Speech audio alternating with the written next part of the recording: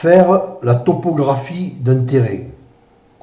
Comment procéder pour représenter au plus près la configuration d'un terrain en 3 dimensions en vue de positionner une maison sur celui-ci? C'est à cette question qui m'a apporté pas mal d'interrogations que je me suis efforcé de répondre. Après mûre réflexion, j'ai décidé de topographier ce terrain par mes propres moyens en la matière, c'est-à-dire pas grand-chose.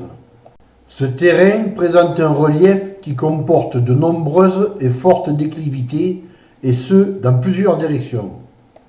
C'est là que résident toutes les difficultés. Il est certain qu'une lunette de géomètre, avec l'aide d'un tiers, aurait résolu le problème. Or, ce genre de matériel est difficile à trouver en location, et de plus, cela doit demander un certain temps d'apprentissage pour le faire fonctionner correctement.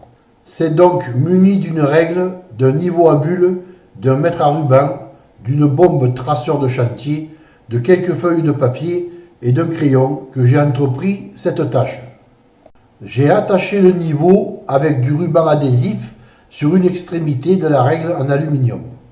Et voici donc comment j'ai procédé. J'ai d'abord déterminé le point le plus haut du terrain qui se trouve forcément sur le muret, qui délimite la parcelle, et je l'ai marqué au traceur au bas du muret. À partir de ce point, d'abord d'un côté, je trace au pied du muret un repère tous les 2,50 m, longueur de la règle. Je prends avec le mètre à ruban la hauteur de différence de niveau d'un point à l'autre et je note au fur et à mesure. Toutes ces mesures me permettront de créer une image à peu près précise de la configuration du muret.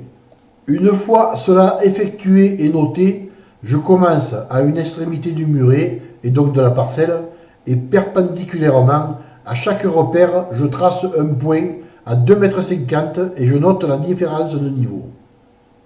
Je progresse ainsi perpendiculairement au muret.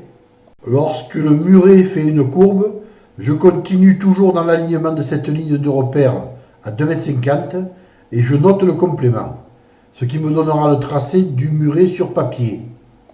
Je continue ensuite par bande de 2,50 m jusqu'à ce que le terrain ne présente plus de déclivité et je note toutes ces données.